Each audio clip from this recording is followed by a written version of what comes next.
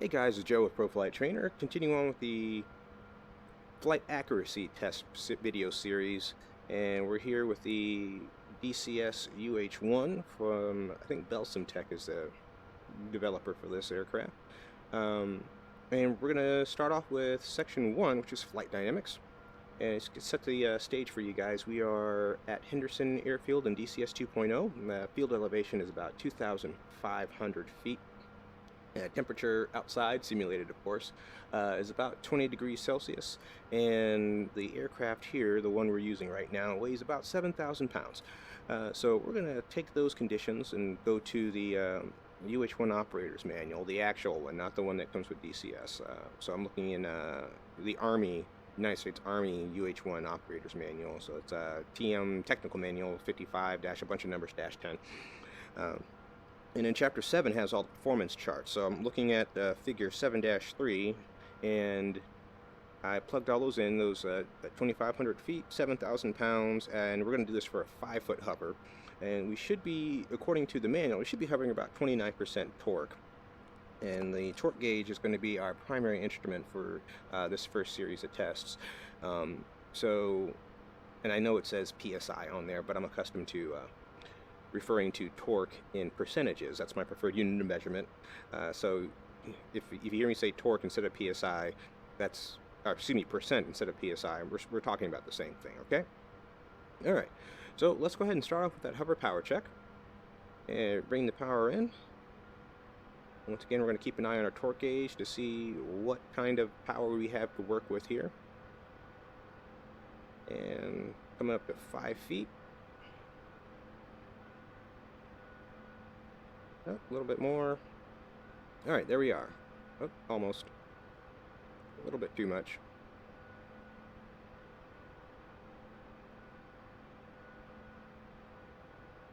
Okay, there we are. 5-foot hover.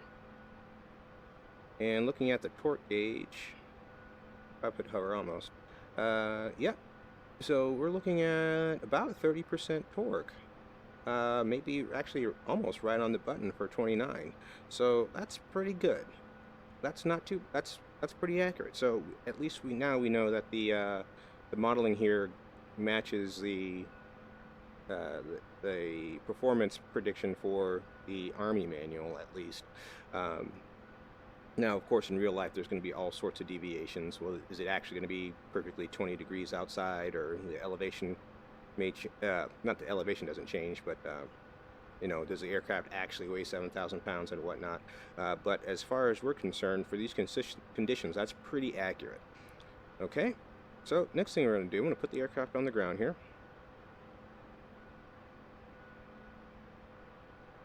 And we're going to neutralize the pedals, looking down at the pedals here, going to make sure they're nice and neutral. So next thing we're going to do is we're going to test for torque effect.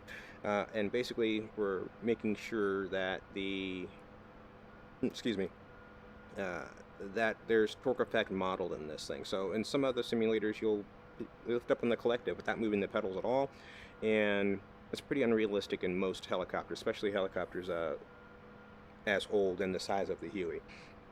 So we have the rotor system spinning one direction, which naturally Newton's laws want to turn the fuselage the opposite direction. So we're going to test and see if we have that and how realistic it is. So looking down at the pedals, they are nice and even, nice and neutral. All right, I'm going to take my feet off the pedals, put them on the floor, and we already know we're using 30% torque or 29% torque for hovering at 5 feet. So we're just going to bring the power in,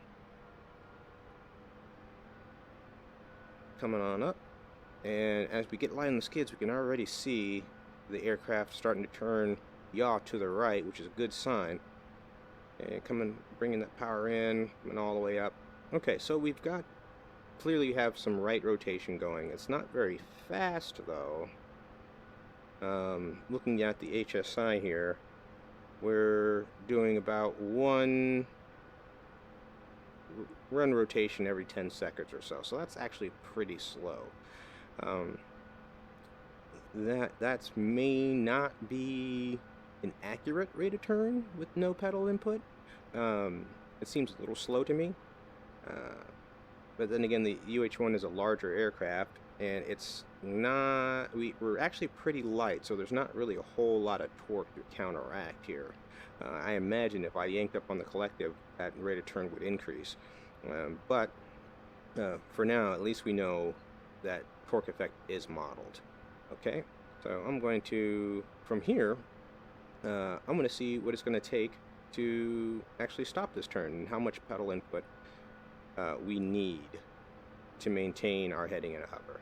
So being a UH1, we're going to be using a left pedal, as in most American-made helicopters. Some folks call it power pedal. I've been flying American helicopters all my life, so all my piloting life, excuse me. So you'll hear me say left pedal instead of power pedal, but that's pretty much the same. Those two things are synonymous right now. Okay, so I've got some left pedal in, looking down at the pedals to see how much input I've actually got. And that's a pretty decent amount. And remember, this aircraft's pretty light. We're only about 7,000 pounds for the UH-1, and the max gross takeoff weight for UH-1 is 9,500 pounds. So the aircraft's still relatively light. So that's actually a pretty decent amount of pedal to be used. So we're going to keep that in mind for later. And what now we're going to do is we're going to go into cruise flight. So we're going to take off here, and I'm going to make a turn to the south and go to my little test flight area just south of Henderson. Tower's closed today, so I don't have to make any radio calls. And we're going to see how the pedals react in cruise flight. Now already I've got some concerns about the realism because on takeoff I didn't really need much to keep the aircraft in trim. Much change, I mean. So right now in cruise flight we're approaching 90 knots, which is about normal cruise airspeed for a UH-1, and we're going to level off right here at about 500 feet, excuse me, 300 feet, and so we're nice and level, about 90 knots, and I'm still using IGE hover power, and I still have my IGE hover pedal setting in, and the aircraft's in trim. So I'm actually not sure that's the most realistic. So in cruise flight, straight and level, the tail rotor should be offloaded a bit by the slipstream going over the fuselage, so we shouldn't need a whole bunch of left pedal in. As a matter of fact, I believe we probably should have some right pedal, a little bit of right pedal in here to maintain our trim, but we don't see that here. So I'm not sure that's the most realistic, to be honest with you. All right, we're going to start some turns. We're going to do, we'll start with the left-hand turn and just see how the trim coordination is. So it looks like in our left turn, right, trim ball's moving off to the right. So I'm going to add a little right pedal. That's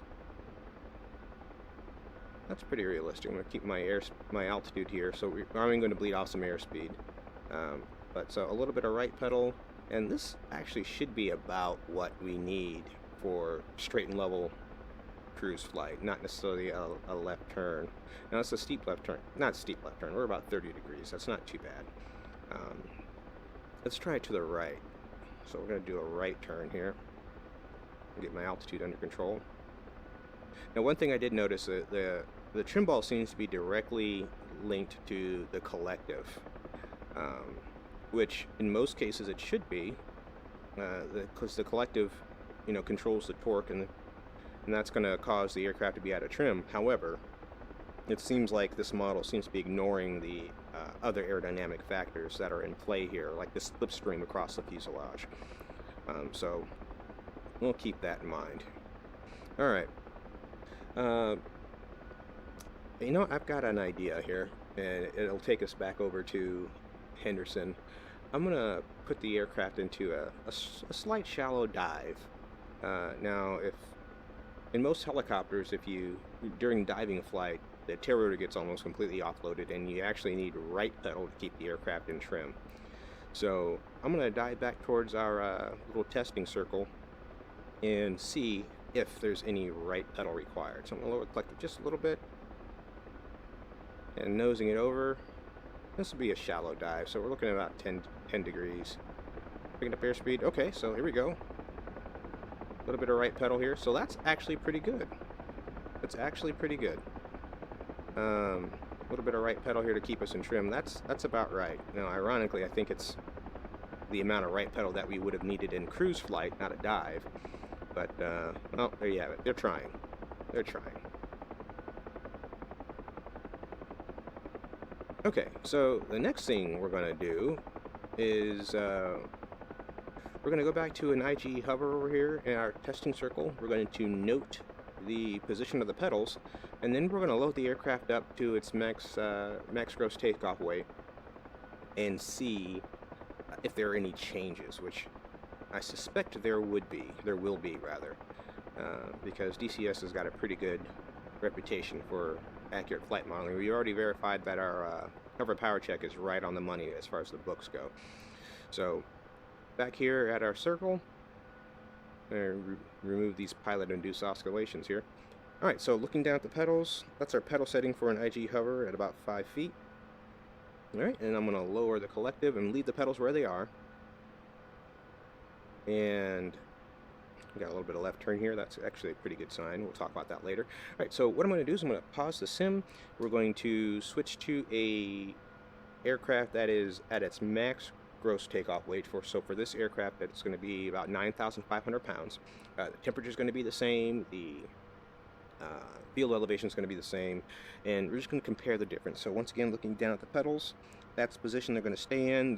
You'll see the nose of the aircraft move as we switch to the new aircraft, but the pedals should stay in the same spot. Okay, so we're going to pause the sim.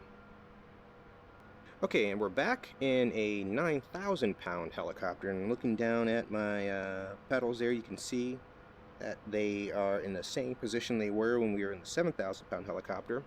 And we loaded the aircraft up, and just to let you see how, I'm looking over my left shoulder, we got some dudes in the back with some M134s, and they've got their ammo cans there. Looking over my right shoulder, you can see our other friend there. And we've also have more fuel on board.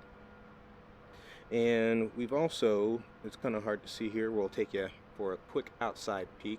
So we're going out to an outside view, and you can see that we've got some rockets, so 2 rocket pods on the outside, both filled with rockets, so that's going to contribute to our weight. Alright, so we're going to go back inside, and alright, so now we're sitting about 9,500 pounds. I think I said 9,000 pounds earlier. So we're at 9,500 pounds with the same pedal setting that we had for the 7,000 pound helicopter, and I'm going to pick the aircraft up and see if there's any difference, and I suspect there will be. Okay, so looking at just at the performance planning charts for actually I didn't do the math for this one, so we're just going to see what we get. So here we go. Power's coming in. Alright, and looking at again we're going to be primarily focusing on our torque gauge there and bringing in the power, and we're already at 30% torque and over, and we're still on the ground. So yes, the aircraft actually does weigh significantly more, and now the aircraft is just now only getting light on the skid, so that's also a good sign. And we can also see that we have some right rotation, so that means with our 7,000 pound pedal setting, that amount of pedal is insufficient. So that's already a good sign that this portion is pretty realistic. Right, I'm going to keep pulling up on the collective here. And there we go. So at 9,500 pounds, we definitely need more left pedal to keep the aircraft straight. So that's pretty realistic. Now we're just going to see what it takes to keep our heading. So I'm going to add some more left pedal. Now I'm not at the pedal stop here, but we will take note that looking at our torque gauge, we're hovering about 40% torque here at 5 feet. And if you can also notice in our exhaust gauge, our exhaust temperature, our EGT, we're in the 30-minute limit for EGT, so, or TGT or TOT. I'm not sure what they call it in the Huey, but it all means the same thing. The temperature of the gas coming out of the back here. So already in our 30-minute limit, and we we definitely need more left pedal for this, so that's pretty accurate. So let's go ahead and go back to our test flight area and keep an eye on the torque here so we don't over temp it, and we're also going to keep an eye on our EGT or TOT or TGT. Make sure we don't over temp the engine. And again, Takeoff was made in trim with the hover power settings. Maybe a little bit of right pedal. Actually, I'm in a turn here, so let's see how this works. So yeah, with hover power, with the hover power pedal setting in, and we're still in a climb, but we're also approaching, we're just past 70 knots, approaching 80 knots, and we're still somewhat in trim with a IGE hover pedal setting. So I'm not sure that's realistic. I'm pretty sure the trim ball here is programmed to follow the collective, which it does in real life to a point, but it also seems like DCS is ignoring the aerodynamic factors that affect an aircraft, a helicopter anyway, as far as torque goes. So we're going to lower the collective just a little bit and see.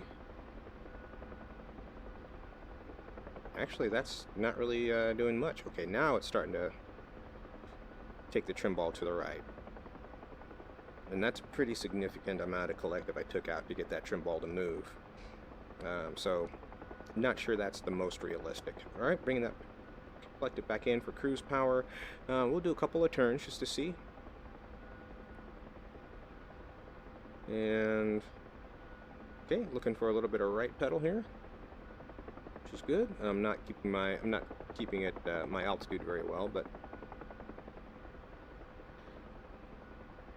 so there we go. A little bit of right pedal to keep us in trim in a left-hand turn. We'll come around to the right, clear around to the right,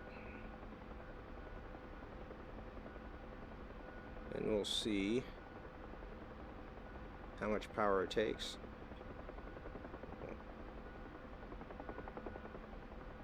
And so turns at max gross weight seem to take a little bit less pedal coordination to keep the aircraft in trim.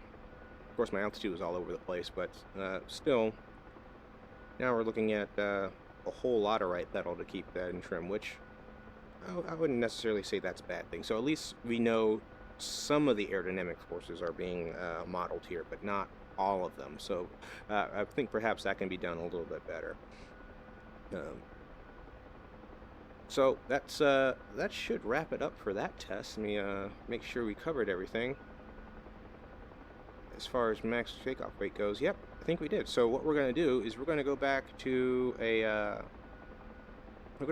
7,000 pound helicopter, and we're going to start looking at some torque and RPM indications for this model. And so we're going to pause the sim and come back in a 7,000 pound helicopter. Okay, so we're back at Henderson in our 7,000 pound helicopter, and the last bit we want to do for part 1 of section 1 is we're going to look at our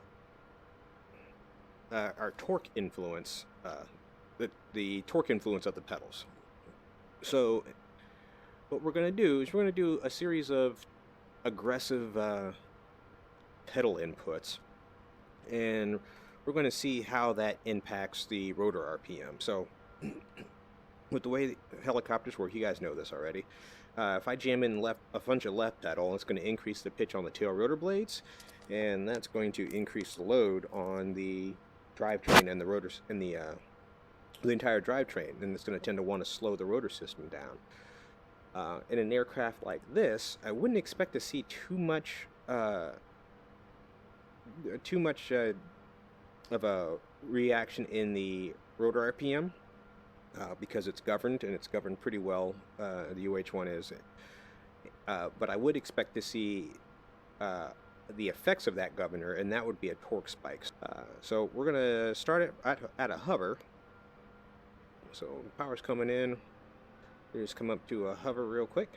And again, we're going to be looking at our torque gauge and our rotor RPM gauge for this test, and that's what we're going to be focusing on. to make sure to get these readings here. Alright, so coming back up to 5 feet, and I'm going to trim the rotor RPM down to the middle of the green so we can detect any sort of changes. Alright, and now I'm going to jam some left pedal on there in 3, 2, 1, there's the left pedal. Alright, so we saw about a 5% spike in rotor RPM, or excuse me, in torque, which is about, well, that's probably about right. Didn't see much in rotor RPM, which was kind of expected. Alright, coming back to the center of our circle, we're gonna jam some right pedal in there and see if we get that torque decrease as we unload the drivetrain here. Alright, so right pedal, and we did. We saw about a 5% decrease when we went full throw on the pedals, and didn't really hear or see any changes or fluctuations in the rotor RPM, which again, that's sort of to be expected. So what I'm going to do now, I'm just going to go ahead and take off. We're going to enter, and we're going to do the same test in the downwind of our very short traffic pattern, and just to see if the same thing holds true in flight. And we're clear around to the left.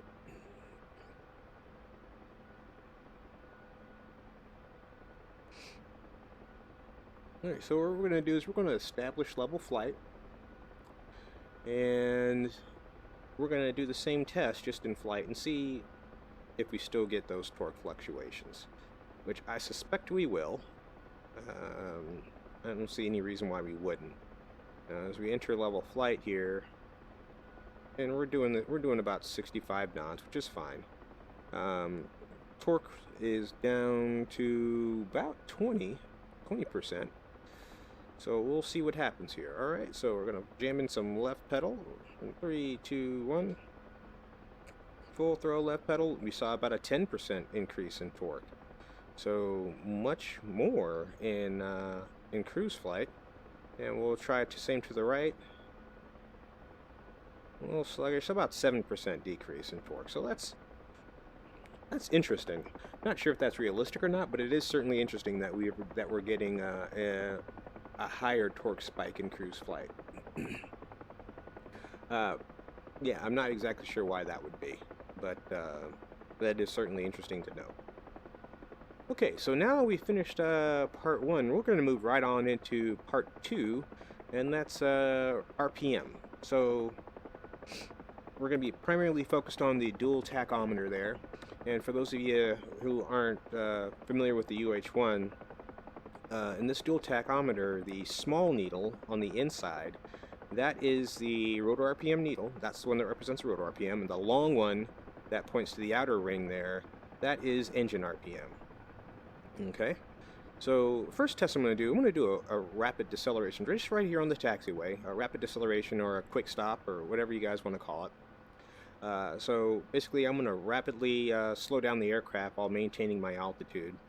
And when I do that, we're looking for basically some conservation of angular momentum. So we're going to load the rotor disc when we do that, and the blades are going to cone. In real life they would be coning, which would bring their center of gravity close to the center, the axis of rotation, causing them to speed up. Alright, so that's what we're looking for here. So I'm going to go ahead and start it.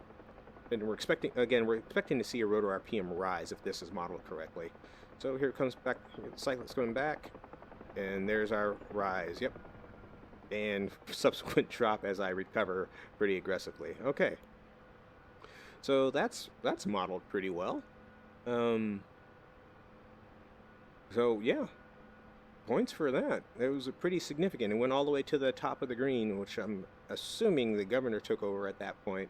Either that or my collective input finally caught up and then subsequently went the other direction. So that's good.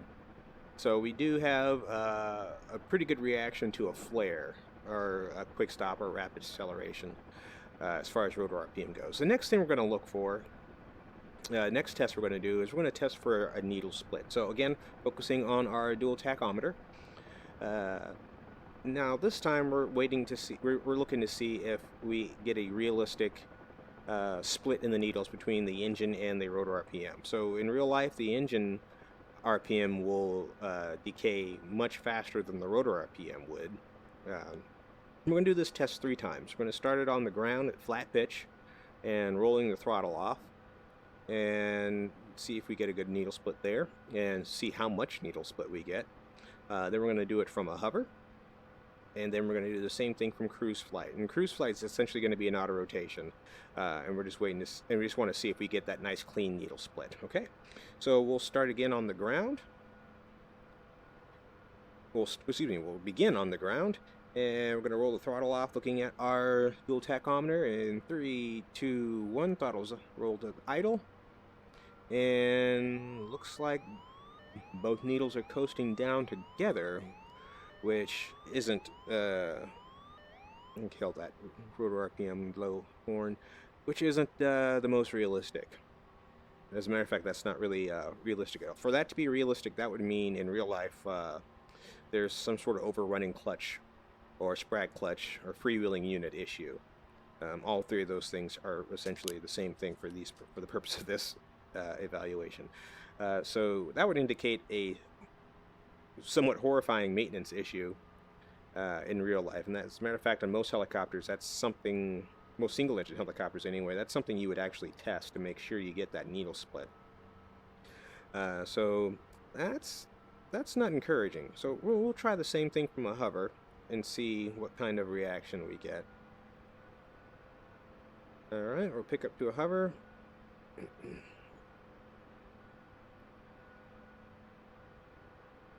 And alright, got nice established at a 3-4 foot hover, or 5 foot, good. Alright, and I'm going to roll the throttle to idle in 3, 2, 1. Alright, throttle's at idle. And once again, no needle split. Okay. I did particularly like the yaw there that we got, but still no needle split, so that's not looking good for this test as far as UH1 goes. Alright, so as promised, the 3rd test is going to be in cruise flight, so I'm going to just go ahead and take off here. And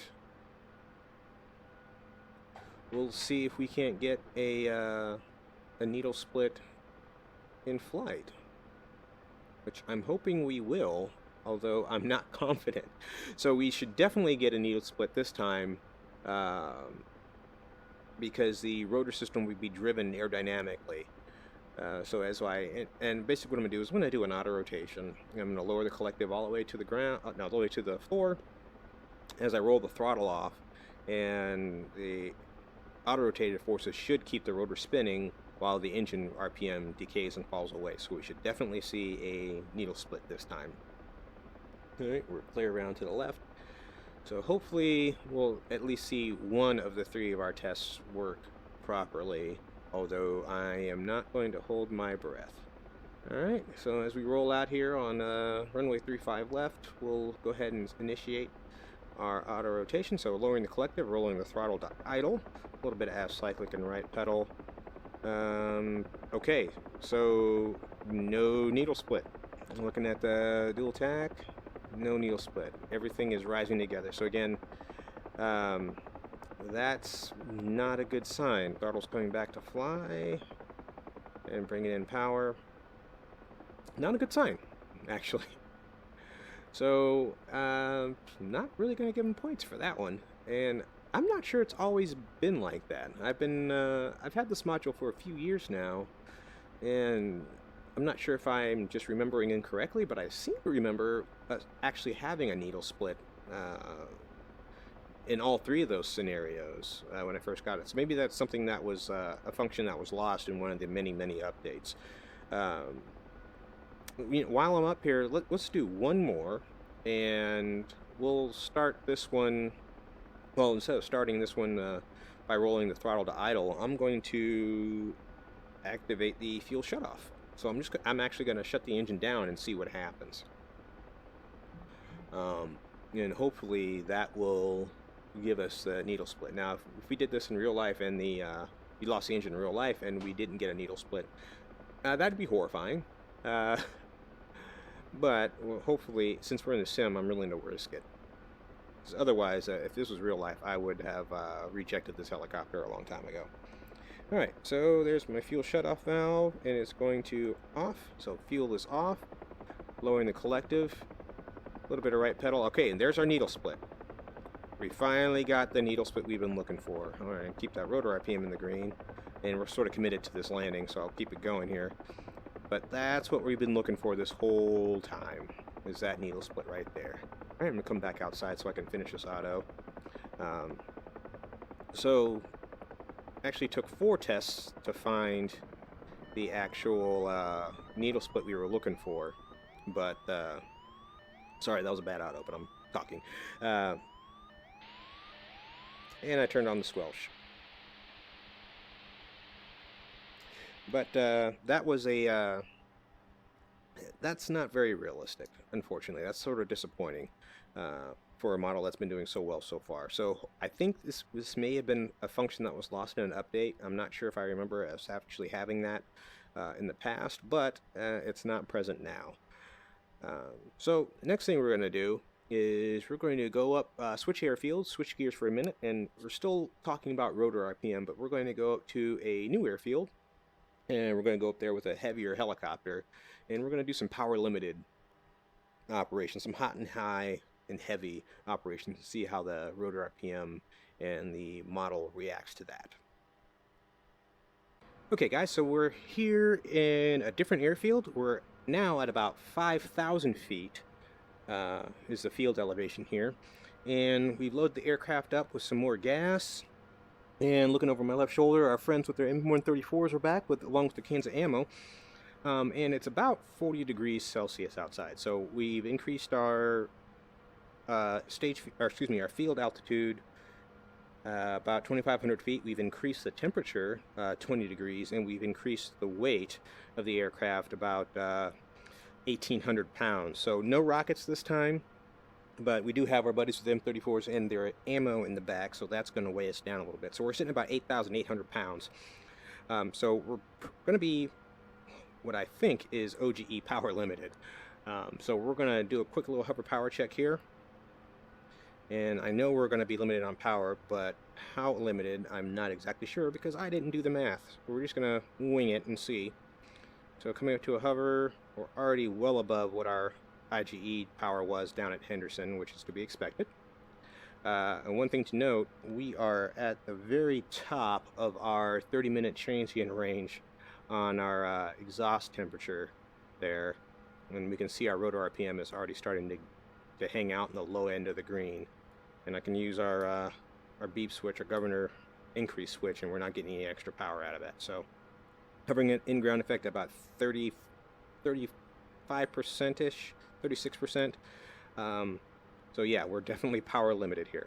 All right, so what we're going to do is we're going to do a couple of approaches in this hot and high scenario where we're power limited and heavy. So we're going to take off, and we're going to see if our approach angle affects our power management, which of course it should, but we're going to see how well that's modeled here with the DCS UH1. So during our takeoff, we're going to, and one thing I didn't mention about the weather, the winds are calm, so there's no wind, so our landing direction doesn't matter. So I'm going to do a teardrop type traffic pattern here. We're going to land back to the west just to save some time. And we're going to start off with a shallow approach. So shallow approach should save us some power, a lot of power actually. So I've already, now that we're through effective translational lift, I'm going to bring that rotor RPM down a little bit. Alright, so now that we're through ETO, we can see our exhaust temperature is way down, which means we're not using nearly as much power, which is good. Also our torque requirements are down, so we're going to try to keep it nice and shallow, keep our rate of ascent nice and minimal. Already bringing this power, and we should be able to finish this approach to an IGE hover without drooping the rotor system. Okay, and 30-minute limit on power, but there we go. Nice smooth termination to an IGE hover. Not too bad. Alright, good. And that's about what we expect. So that's pretty good. And Once again, we are at the bottom end of our green arc on the dual tack. Alright, so now we're probably going to get ourselves in a little bit of trouble here, but we're going to do a steep approach into the same area and see what kind of indications we get there. Still primarily focusing on our dual tack, but we are going to keep our exhaust temperatures in mind so we don't over-temp the engine, which we probably already did, to be honest with you. I haven't been paying close attention. So this time we're going to do a steeper approach. So I'm going to climb a little bit higher. We're looking for about 250, 300 feet. And then I'm going to start my approach a little bit later to give us a nice steep approach angle. And we're going to see if that gets us into any trouble, which I'm anticipating it probably will, just given how power limited we actually are. Alright, so I'm going to start my approach right about now, lowering the collective, and we're slowing up. So we're already below ETL, and we know we don't have, well, we probably don't have OGE power. Alright, and we've got a pretty decent rate of descent here. We just went and touched 1,000 feet per minute, so I'm bringing in some extra power to try to arrest that. And we're just getting below, we're getting into the IGE realm, and we can already see that rotor RPM starting to droop. There's our low rotor indication. Hopefully the IGE will give us some help with that. Not a whole lot. Okay. Okay, so that's pretty much what we expected, was that rotor droop, arresting that descent from a steep approach. So that's pretty accurate. That's about what I would expect from an aircraft's performance in these conditions. So that looks pretty good. Also, another thing we can go ahead and check off the list here is our warnings and caution indications. So clearly we do, and we already saw this earlier when we were back at Henderson. We do get a low rotor RPM audio when we droop our rotor too low. Now the audio, the warnings on the UH-1 are a little different than they are on some other helicopters. So we should only get the light only when the rotor RPM is between 300 and 310, and that's the small needle there. So I'm just going to pull on the power just a little bit. And we're just going to see when that light comes on.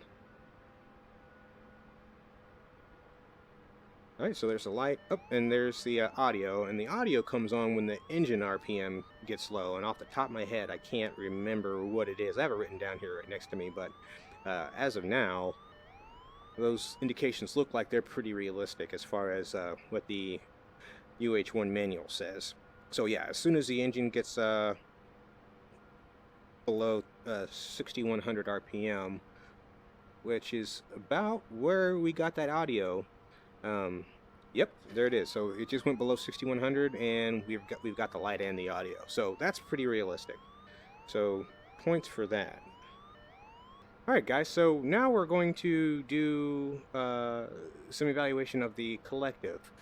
So basically, we're just going to see how the collective interacts with this model and the indications that we get. The first thing we're going to start with is some torque readings. All right, so we did a hover power check IGE.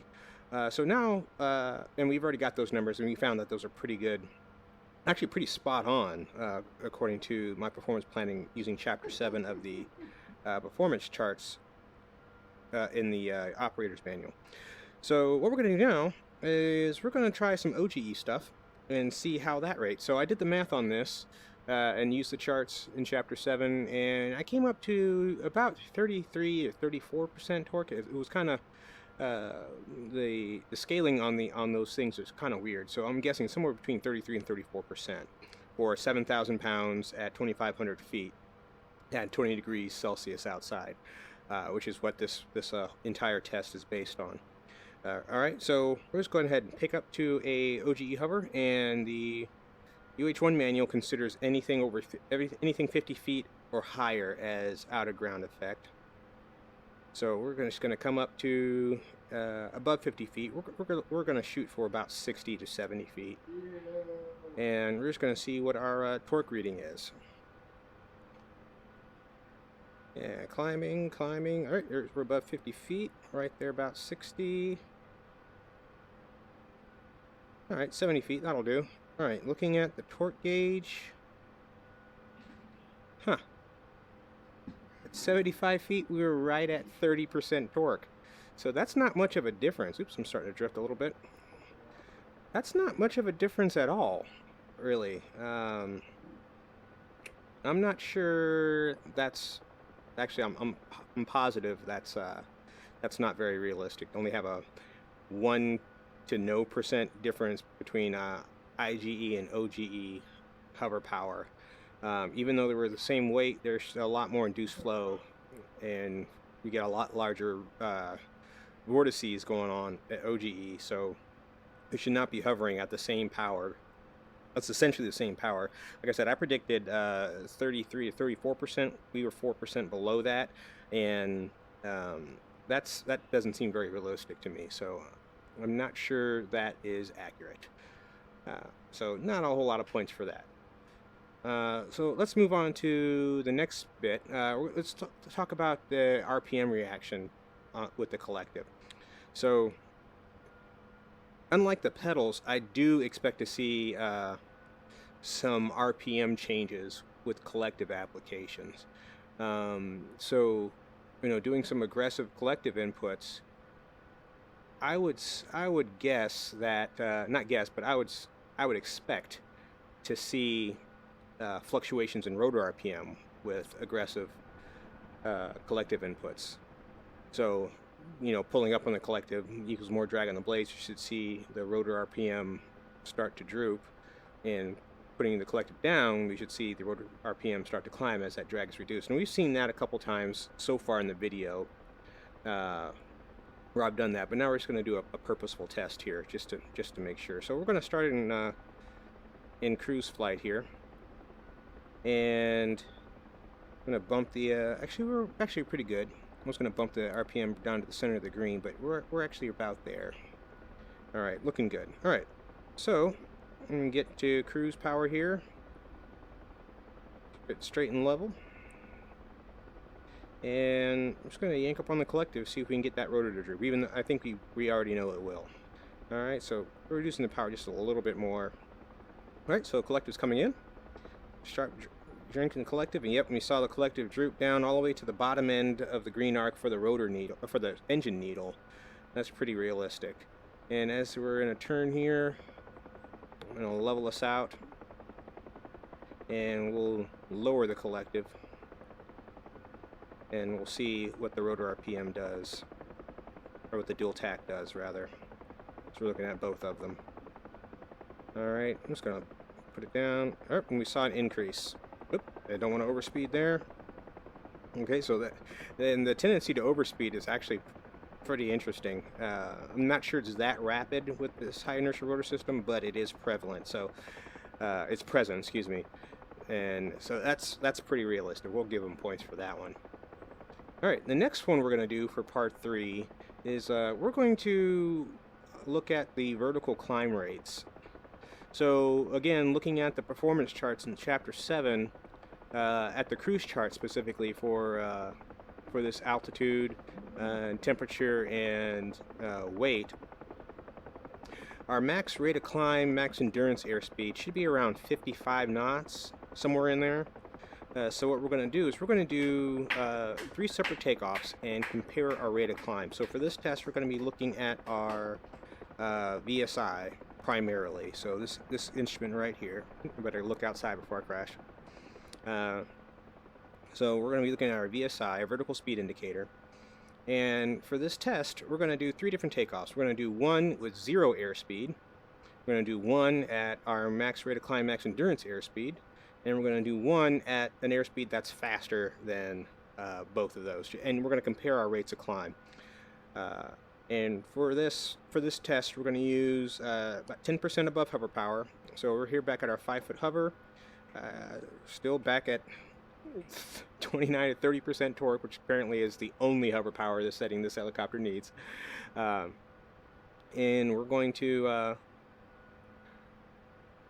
use about, let's see, 40% torque. So we'll add 40%. That's a good climb power setting, and we'll see how our rates of climb change. So we'll start here, and we'll go ahead and let's go ahead and start with the first test. So this is going to be a 0 airspeed climb. So we're just going to go straight vertically, and we're going to see what we max out at. So we're going to pull in that power. So here comes 40%. Bring it in nice and gradually. There we go. So we're climbing straight up. VSI is on the move, and looks like we're going to top out with 40% torque in just shy of 1,500 feet per minute. So it looks like about 1,400 feet per minute is where we topped out at. All right, so we're going to keep that in mind. I'm going to reposition the helicopter back to the approach end of runway 35 left, and clear right and down and below. So now we're going to do the same thing, except for we're going to adopt about a 55 knot attitude and climb with some airspeed with at our max endurance, max rate of climb airspeed, and see how that affects our rate of climb. Now, if it's accurate, if this modeling is accurate at 55 knots, we should see an improved rate of climb over what we just saw. Okay, so back at the approach end of runway 35 left. We're a little high on our starting point hover, but that's okay because it doesn't matter torque-wise. It's all going to be 30% apparently. All right, so here we go. 40% torque's coming in. I'm going to nose the aircraft over, looking for that 55 knot attitude. Keep bringing that power in. There we go. We're about 40% torque. There we go. Airspeed indicator is alive and climbing. Rate of climb is rising as well. We're at 40 knots, 45 knots, and we're already past 50s. There we go. There's 55 knots, and we're already passing 1,500 feet per minute rate of climb, and approaching 2,000. There we go. Yep, yeah, that looks pretty good. And actually sped up just a little bit too much. We're at 60 knots, but that was pretty good. So about 2,000 feet per minute is what we got out of that. So that's not too bad at all. Not too bad at all. Alright, we're going to reposition back to the approach end again and start the test again. And this is going to be the last one. This time we're going to be looking for, let's say, I don't want to start too fast. We'll try 80 to 85 knots, which is not really a reasonable climb airspeed for a Huey. I guess you can climb at 80 knots at a Huey. Actually, yeah, you can. That's not an issue at all. So yeah, we'll shoot for 80 knots on this one, and just compare the rate of climb. And I think the challenge for me is going to be not intentionally inducing a cyclic climb, trying to control my airspeed, because that'll artificially increase our rate of climb. So I'm going to try to do this as slowly and smoothly as I possibly can, so we can get some good measurable results. Alright, so as we are arriving here, back at approach end of runway 35 left. And there we go, got right back to our regular hover power. Alright, let's start the third takeoff. Alright, so here's that power coming in, looking for 40%. I'm going to nose it over just a little bit more because we're looking for 80 knots on this time. Alright, and the airspeed indicator just came alive, looking pretty good. Keep bringing that power in. Alright, and the aircraft naturally wants to bring its nose up. I'm going to try to counteract that. Keep bringing that power in. Alright, so as we're accelerating through 70 knots, we can see our rate of climb. There's 80 knots right there. We got our climb power in, and not quite to actually it's less than our vertical, and it's starting to drop off a little bit. I'm also a little faster. I'm at 85 knots, but we can see that there's very clearly a difference there between all three, with the 80 knot takeoff, or 85 knot in this case, sorry about that, 85 knot takeoff being the the lowest rate of climb. So that's pretty validating as far as the modeling goes for DCS. And this Huey, 55 knots did in fact give us the best rate of climb out of all three of those tests. So I would call that realistic. Okay, so next thing we're going to do is we're going to move on to part 4 of the flight dynamics testing. And this is primarily going to focus on pretty much all things cyclic. And some things that are directly related to the cyclic and some things that are somewhat indirectly related. So first thing we're going to do is we're going to talk about the takeoff and hover position. Now I've done several takeoffs from from the ground here throughout this video series, and so far the cyclic position feels pretty good. And we've seen me take off to a hover several times. But what we're going to do this time is we're going to change the CG of the helicopter, change the center of gravity, and we're going to see how the cyclic responds to that, and if we need more cyclic to adjust for that shift in CG. So what we're going to do is we're going to shift the CG of the aircraft forward, and we're going to see if that affects the cyclic positioning. So now we've got a helicopter with an adjusted CG. So just to show you guys how I did that with DCS, and DCS is really good for this because it gives you, the Huey gives you so many options for loading the aircraft. So looking back over my left shoulder, we can see on the cargo bay floor there, we got a bunch of ammo cans. Looks like they're full of ammo there. And outside, we've got the XM21 weapon system mounted on the forward half of the aircraft, and there's also a gun over there on the left side of the aircraft as well. So what we did is we added about 800 pounds of weight to the aircraft forward of the normal CG. So back when we were doing our max takeoff weights, we kept everything in the back, generally underneath the rotor mast, but here we brought it a bit forward, and shifting 800 pounds forward should cause some sort of different response from the aircraft when we pick it up as far as how we feel in the cyclic. So cyclic is back where we left it on the in the last section for section 3.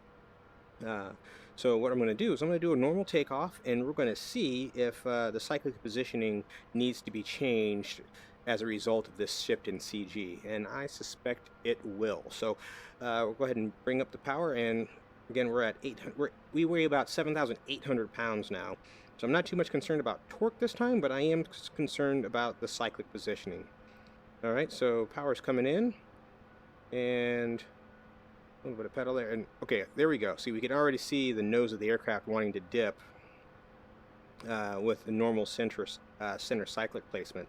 So that's a pretty good sign that we need to adjust. So I'm going to bring the collective in some more. All right, we can see that the nose starting to dip. So a little bit more aft cyclic to keep the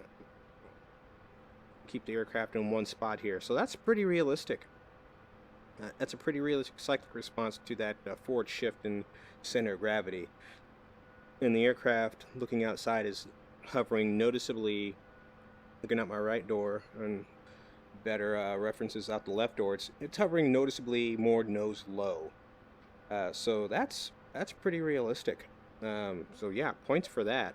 And the overall cyclic authority hasn't really changed, but I am holding a bit more aft cyclic than I have this entire test with the ammo cans and the guns mounted on here. So that's pretty good. I would call that a successful test. So good on them. Points for the DCS Huey on that one. All right. So what we're going to do next for part 4 is we're going to get rid of the guns and the ammo cans, get back to our 7,000-pound test helicopter, and then we're going to explore translational lift, and we're going to explore some slope landings and see how the cyclic feel is for those two things. Now that we're back in our 7,000-pound helicopter, we're going to, and you can see in the back, those ammo cans are gone.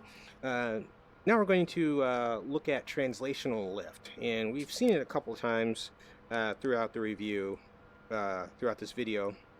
most notably up when we were up at the 5,000 foot elevation airfield. But we're going to do another purpose test just to see how well it's modeled and actually focus on it this time. And I'll spare you guys the science of what translational lift is. I'm sure you guys know about it already, and plus this video is long enough. So we'll just pick up the aircraft and we're just going to go through a short takeoff here, and we can see the cyclic positioning is back to normal. Slightly nose high with the without those ammo cans. So what we're going to do is we're going to ease cyclic forward and just talk ourselves through here what we're seeing, if we see evidence of translational lift, which I suspect we will because we've seen it already. We're just going to look at it a little bit more closely. All right, so what I'm going to do what's normally called a limited power takeoff. I'm just going to ease the cyclic forward. I'm going to leave hover power where it is. And this way we have to use the benefits of ETL to get airborne. Okay, so looking at as we accelerate, and our VSI doesn't really, our airspeed indicator doesn't really come alive until we get about 10-15 knots here. So there he goes. All right, so we've accelerated past 16 knots and 24 knots. We got a pretty solid rate of climb, and hover power stayed where it is. So I would say that's a pretty good demonstration of translational lift. Didn't feel a whole lot of transverse flow effect. I didn't have to adjust for that a whole bunch, and transverse flow effect takes place just before translational lift. But translational lift is definitely modeled here. It didn't take a whole lot of cyclic input to get through there, so that's why I'm thinking that the transverse flow effect may not be modeled all that well, or I unintentionally corrected for it without thinking about it, which happens. Because that's something in the regular aircraft when I'm flying, I don't consciously think about transverse flow effect all the time. So now what we're going to do is we're going to head over here to this street corner here, and we're going to do some slope landings and test the cyclic authority for slopes. And I scouted this area out earlier, and I know in this spot we've got about a 10-degree slope, which is the maximum for the UH-1. And this 10-degree slope is it's going to make it a little easier for us to visualize what's happening because it's so because we can't actually physically feel the slope. Since I'm sitting at home in my computer room, it'll help show what's going on here. So it's going to be a little bit exaggerated because we're at the maximum slope limits for the UH-1. At least that's what the manual says, is 10 degrees is the lateral slope limit. So here we go, and we're going to start with the right skid uphill because it's on my side. It's easier to see. It's a little dusty. Not too bad. Alright, so I'm going to gently lower that uphill skid down to the ground. There it is. So we're one skid now. Maintain that heading with the pedals. Alright, now I'm going to do my best to gently lower that downhill skid. There we go. Onto the ground. Okay, and you can see at our attitude indicator, we're just past 10 degrees. So it's about 11. So that's... Sorry, I misjudged that one, but it's still pretty good, decent amount of slope. Alright, so I just finished accidentally moved my cyclic, but we did have to put a decent amount of right cyclic in to keep the aircraft from sliding downhill. Alright, so we'll do the opposite. We'll do a takeoff here. We'll bring some power in, load the rotor up a little bit. Alright, so I'm going to apply some cyclic uphill. See if we can't gently raise that downhill skid. Adding a little pedal to maintain our heading. Okay, so we can actually see now the amount of cyclic offset I need. There we go. So that's pretty good. Looking down instead of out. There we go. So it was my best slope takeoff, but I think you guys get the point about the amount of cyclic displacement needed to do a slope landing. Let's do a nose-in slope just for fun. So we'll bring the nose around to the right. And we do have a little bit of traffic. Hopefully that's not too distracting. And we're going to do a nose-in slope. I'm not going to do a tail up slope because that's a little bit dangerous when you end up chopping your tail boom off that way. But we should be okay doing a nose in. And we do have to be careful of extreme cyclic in the pitch. So we don't want to damage the rotor hub, the rotor mass, excuse me. But we should be okay on this slope here. So, all right, now I'm starting to push. I got the toes of the skids on the hill, so I'm going to start to lower the collective and push forward cyclic. There we go. The heels of the skids are now on the ground. Looking pretty good. So that's a pretty decent amount of forward cyclic to do a nice gentle slope landing nose in. All right. And let's go ahead and take off. It's pretty good. Alright, bringing that power in so we can start sliding downhill. So I'm going to add some forward cyclic. There we go. And just bring the helicopter straight up. Too easy. Alright, good stuff. Alright, so that takes care of, that wraps up section 4 there. So slope landings, I would actually say those are pretty realistic. That felt pretty natural to me. And about all the slope landings I've ever done have gone just about like that. We're just going to back away from here, swing the nose around to the left, and we're going to head back over to the airfield. And we'll move right into section 5, which is just the controls in general. So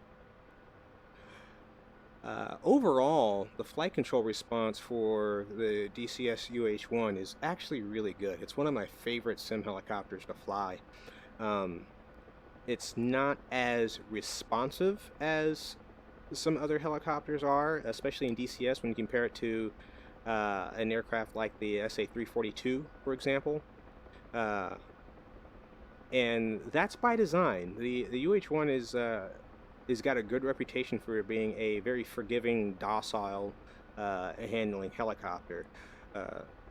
But that being said, you know, you can still get this aircraft to move and do what you want.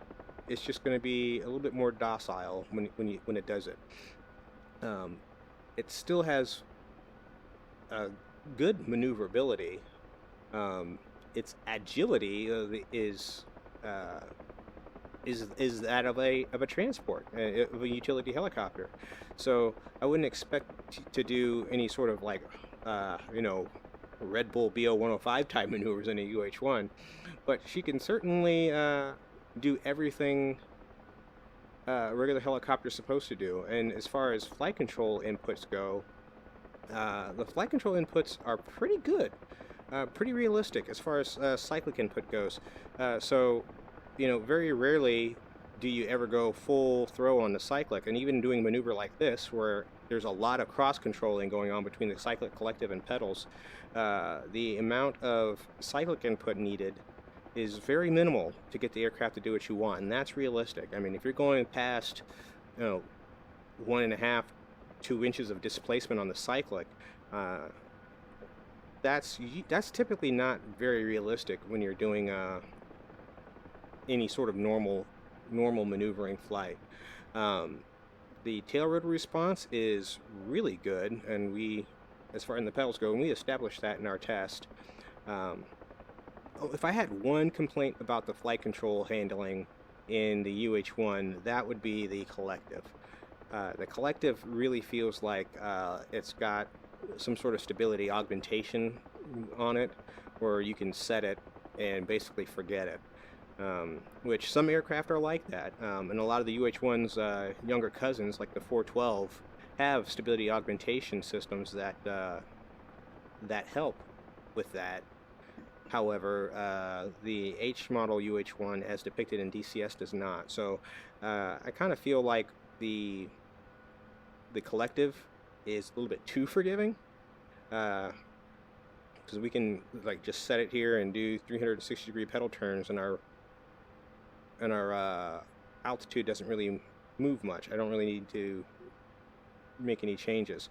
And I was a little bit aggressive with that, but still, it's I would say there's less inherent vertical drift in the sim than there would be in real life. That being said, overall, I think it's the flight control response is very realistic. So one of the great things about DCS is that you do have the ability to do sling loads. And if you look around, oh, here we go, right over there, we've got a load of boxes wrapped up in a cargo net, just waiting to be slung load here. So it's not necessarily conducive to vertical reference, the original VR. So if you hear me say VR, I'm not necessarily talking about my Oculus Rift that I'm wearing. I'm usually referencing the type of flying, a vertical reference flying. It's also known as long lining. And you do have the ability to do sort of VR flying here, vertical reference flying. It is a little limited because, if you remember, the UH-1 is designed as a military transport, not necessarily a long line ship. It's used a lot nowadays as a long line ship, but for the most part, those aircraft have some modifications done to them. They have mirrors added to the chin bubble there, so you can see beneath the aircraft. They've got bubble windows installed instead of the more traditional military type windows, and they don't have armored seats that get in the way. So those are all inhibitors to flying VR in DCS. And what I'm going to do is I'm going to go to the menu here. All right, so selecting a load is easy. So you go to bring up your menu, and then you select, and all this is built in your mission editor, so the loads are placed in the mission editor. And then you will select the cargo menu, and then you'll select the cargo you want. So we're going to pick up this cargo, and it weighs about 1,500 pounds. And once we do that, we can see out there that the cargo is identifying itself with some red smoke. And we're going to go pick it up, and we're going to go try to place it somewhere without bashing it up, which we probably will, because I am not good at sling loading. All right. So it also helps when you're doing this to map the sling load commands to your joystick or your flight controls, whatever you're using. I use the thumb button on the cyclic as my load release button, which is sort of typical. We don't have every aircraft's different. Some have, and most aircraft that do vertical reference have a electronic load release and a mechanical load release to help improve safety. But we don't have those options here. So once you get over the load, it will tell you, get a little message saying that you're hovering above the cargo, and here we go, cargo is hooked. And I think we have a 50-foot line on here today, so I'm going to start a vertical climb and see how, and we should feel the load as soon as we get to about 48 feet or so, or 50, excuse me, just over 50 feet. All right, so we've got a steady climb rate. There we go. So we stopped, and that's because the weight of the load is holding the aircraft to the ground. So I have to pull in extra power to continue that climb, which is completely realistic. That's 100% the way it happens when you're actually flying VR, vertical reference or any sort of sling loading. All right, so I'm going to add some more power. Gently lift this load off the ground. Okay, and again, we have all this stuff in the way. So flying true vertical reference is kind of difficult, but you can stick your face through your window and look down at your load there. And with the 50-foot line, it's kind of hard to see it, but you can make do. And we'll do a right turn here. Nice gentle turn, and it's really easy to develop pilot-induced oscillations with a load slung underneath the aircraft like this. So that's something to keep in mind when you're doing sling loading. But that's realistic. That's a very inexperienced vertical reference pilot, such as myself, is always prone to creating pilot-induced oscillations. And you can use real-life techniques to stem those oscillations. However, it's difficult to do because you can't actually see the load. It's difficult to see the load. The 100-foot line makes it a little easier to see your load, but you're also hovering much higher up. And another thing that makes flying vertical reference difficult in the sim is the lack of proprioceptive cues. So when you're flying vertical reference, you're using, obviously vertical references to maintain your hover and position of load, but you're also using the proprioceptive cues, the seat of your pants, to help sense what the aircraft's doing and make your corrections and help you feel what the load is doing to the aircraft. So in absence of that, I'm using other cues here, the taxiway markings and things like that. And you can sort of see here in the video that the sling load, as it moves below the aircraft, is sort of moving the aircraft left and right, which is exactly what it would do in real life. So we're going to try to gently lower this load here in about 53 feet. Okay, so let's see here. Load should be on the ground. Alright, and I'm going to release it. Cargo's unhooked. And let's see how I did. My goal was to put it inside the center of the circle there. And not bad. Not bad. I'll give myself a pat on the back. So, true vertical reference is kind of difficult in DCS with the UH1, but you can do it. And you can experiment with different sling cable lengths. I used the 50-foot one today because it's a little easier to keep control of. Longer sling cables tend to be more conducive to oscillations for younger, more inexperienced sling pilots such as myself. So that's why I chose the 50-foot line today. But it is available to you to use. It's one of my favorite things to do in DCS, honestly, because it's extremely challenging and it's really, really fun. Okay, last flying section here, and we're going to talk about the other things that are that we have on this aircraft, and we've seen them before, but now we're going to employ them. So we're going to take you to an outside view here real quick. All right, looking at this, where you can see we've got this aircraft pretty much loaded for bear. We've got the XM21 weapon subsystem on here, full load of rockets, and the miniguns are ready to go, and we'll get back into the cockpit. And the weapon system is probably one of the funnest things on in this sim. Now, me being a big fan of attack helicopters, I was naturally drawn to the weapon systems. And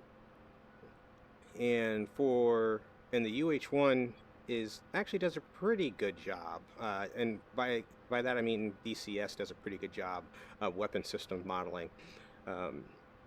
It does leave some things to be desired, but not much. It's hard to expect a lot from a combat sim when it comes to weapons deployment from a helicopter, because there's so much to it and so many things to consider that it's hard for them to get them all right.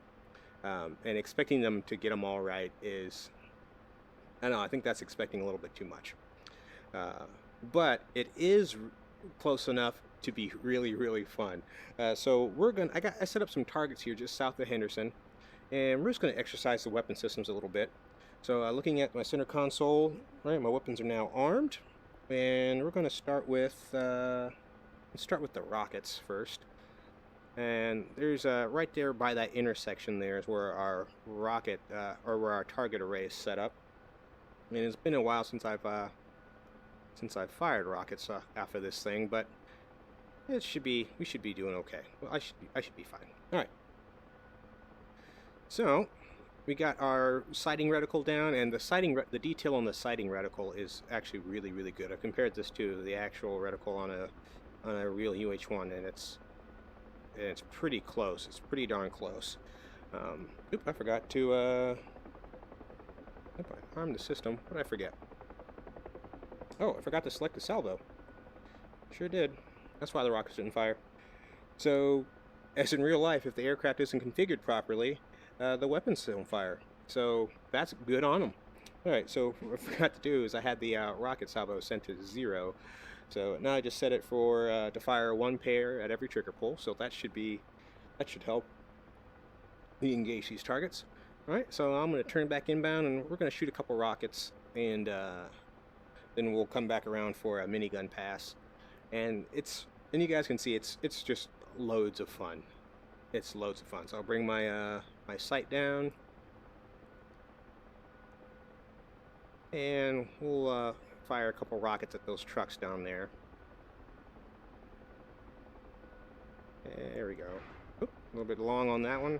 Long on that one too. There we go. Now we're getting results. Oh, I forgot. These guys are shooting back today. So we'll make sure we don't fly over the target. I forgot about that. So you guys probably didn't see. I don't know if you guys saw it. Yep, there's some more tracers. So yeah, those guys are angry. I was shooting rockets at them. Another thing that's really good about the about DCS is the damage model. So when you take hits, it shows. So that's another thing that's really impressive about DCS. Let's switch to the guns here. We'll come back in for another pass, and I'm coming in from the same direction, which is a big no-no, but whatever. It's not like they didn't see me. All right. And the guns are really fun. They're a little heavy on the tracers, and the ricochet is almost cartoonish as far as how much ricochet there actually is, but it still looks cool, and I'm not going to complain because I thoroughly enjoy watching it. So I'm not complaining too much about the amount of tracers in the load there and the amount of ricochet, because even though it's not, hey guys, cut it out. Even though it's not too terribly realistic, it's really fun to watch. So I don't give them too much grief for that. So these weapon systems, while not entirely accurate, they're accurate enough to be incredibly fun. As you can probably tell by the tone of my voice, I'm having a great time doing this, and all I'm doing is shooting rockets and miniguns at some stationary targets. And you know what? We're going to come back around for one more rocket pass, and looks like we did pretty good on that last gun pass. I'm pushing a little bit closer than I normally would, but that's okay. You know, we'll go ahead and empty out the rest of the can here. No sense in taking these rockets home. I think they have an expiration date anyway. Like I said, this is just all sorts of fun. Nothing like shooting rockets at things. Okay, so with that being said, let's wrap up this part one, which is flight dynamics. My personal opinion of the UH1 is it's so far it's just it's probably my favorite module for DCS so far, and I've got the KA-50, I've got the SA-342, and I've got the UH1. I don't have the MIA yet. Maybe we'll work on getting that one, but so far this is my favorite. It's a good handling ship. The weapon systems are pretty diverse. And if I did have one complaint about the weapon system, is that this is a pretty unpopular configuration for UH-1H as far as weapons mounting goes. I think the only country that ever used the UH-1H as a gunship in any real numbers was the Aussies during Vietnam in the Bush Ranger configuration. So this isn't a popular configuration, but it is fun.